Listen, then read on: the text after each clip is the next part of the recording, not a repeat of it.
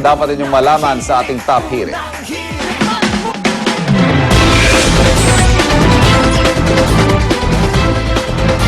Natagpo ang patayang aktor at starstruck alumnus na si Tyrone Perez sa loob ng isang kotse sa La Mesa Service Road sa Barangay Ugong, Valenzuela City, pasado alas 7 kagabi. Ayon sa Valenzuela City Police, may tama ng bala sa ulo si Perez na matagpuan sa kanang bahagi ng backseat ng sasakyan. Natagpuan sa pinangyarihan ng krimen ang baril at basyo ng bala sa gilid ng kotse. Sa ngayon, hindi pa malinaw ang posibleng motibo sa krimen.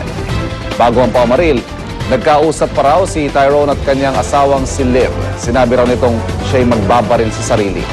Ito lang ginaman ng may bahay ni Liv may bahay na si Liv na may problema silang mag-asawa kahit pa may isang buwan niyang nakikitira sa kaibigan si Tyrone. Pero inamin ng asawa ni Tyrone na may mabigat na problemang dinadala ng asawa na nagsimula huling linggo ng Nobyembre. Ayon naman sa kaibigan ni Tyrone na si Alvin Salazar, wala naman daw silang napansing kakaiba kay Tyrone noong mga nakarang araw. Sumikat si Tyrone Perez ng mapabilang sa unang batch ng mga finalists sa reality TV show na Starstruck. Taong 2006 naman ang makuha niya ang una niyang lead role sa pelikulang Twilight Dancers. Nagpahatida ng pakikiramay sa pamilya ni Tyrone ng Star Magic, ang talent management na aktor. Ipinagdarasal din daw nila ang kaluluwa ng aktor. Unang naging matunog ang pangalan ni Tyrone Perez noong 2003 nang maging finalist ang binata sa reality talent search show na Starstruck ng GMA.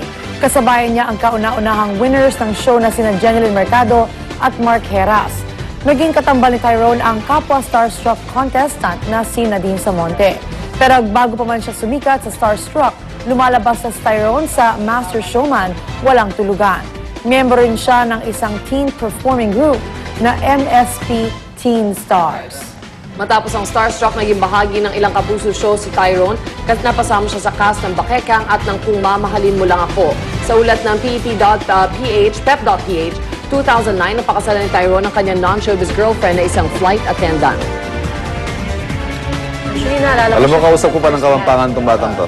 Ano na? Taga-Tarlac siya eh. So, Kapampangan din yung salita niya. Nakakausap ko pa yan. Ang lungkot ng... Well, of course, it's reminiscent of another loss na nagkaroon din tayo, di ba, na si Marky Shelo, bago din magpasko, binanggit mo nga kanina. At, well, clearly, marami din nagsasabi na meron siyang mga pagpapahiwatig, pero that's what the investigation is for din, to see na, to make sure na walang talaga foul play. And maybe siguro pag nakausap na rin yung asawa niya, mas magkakaroon ng konting linaw dun sa mga pangyayari. Kasi syempre, kasi hindi mo alam kung ano isipin mo. Kasi pag inisip mo, nandun kasi yung Baril. yung basyo ng bala. So parang syempre isipin agad ng polis parang suicide yung angulo. Pero better of course pag nakausap yung, aside from yung kaibigan, diba, yung wife. Pero ang samang pagbati sa bagong taon ng mga fellow Starstruck nila kasi pangalawa na to eh. Oo nga. Diba? Pangalawa na at the end of the year lagi. Kasi December namatay si Marky, if I remember correctly. Kasi ito, after the anniversary of Unang Hirit, nag-guest pa siya sa anib ng Unang Hirit. That's right. So mga 2 days later, 3 days later, namatay na siya. So, Napakabigat siguro ng problema niya, ano? Kasi parang last week of November daw siya nagka-problema na malaki and then hanggang I ngayon. wonder Ito nangyari kung ngayon. i-disclose din ng asawa niya eventually. Siyempre tayo rin ay nakikiramay at talagang pinagdarasal din po natin si Tyrone at ang kanyang mga iniwang mahal sa buhay.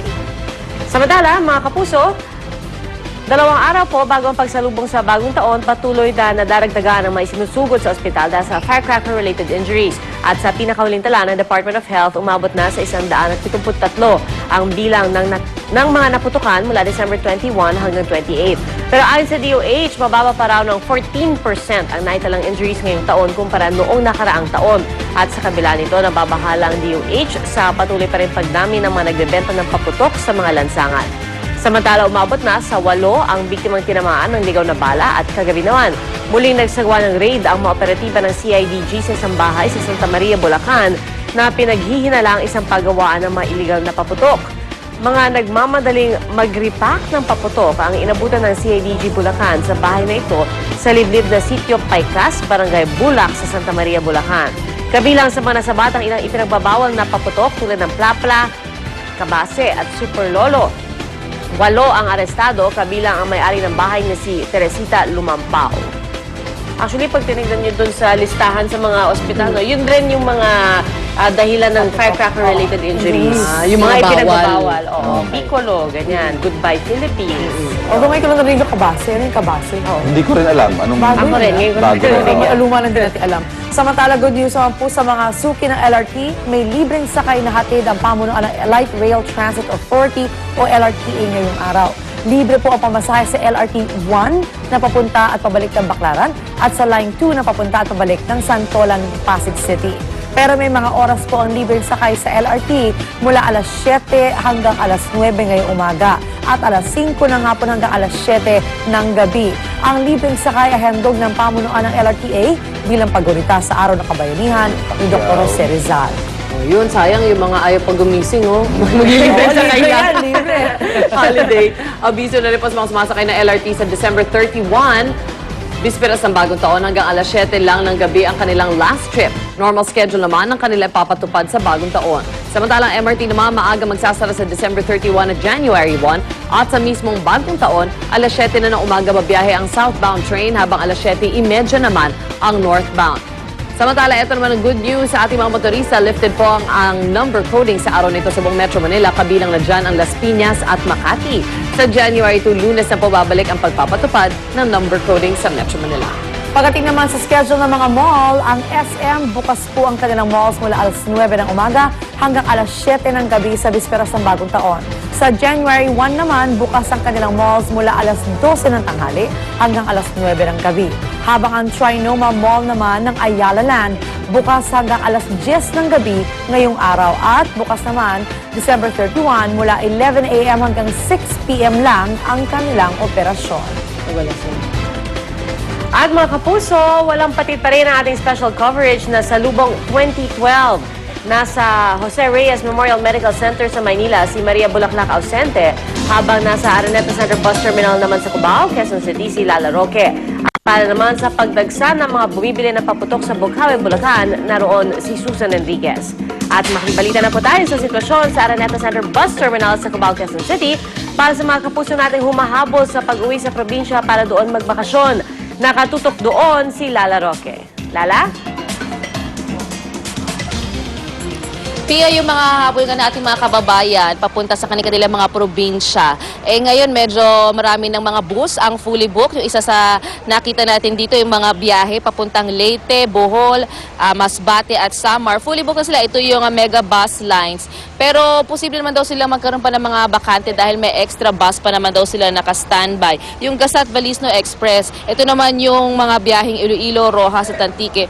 Fully booked na rin. Kung magkakaroon man daw sila ng vacancy, talagang swertihan kasi ito lamang daw yung biglang last minute na nagka-cancel. Kaya kung kayo po ay aalis, kailangan po talaga kayo mag-inquire o maaaring tumawag para sigurado makakuha kayo ng ticket. Meron din tayong mga na-monitor dito na ilang mga delayed na bus. Yung isa sa mga nakikita nyo kasi rito, hindi lang yung mga paalis, so iba kasi nag-aantay ng sundo.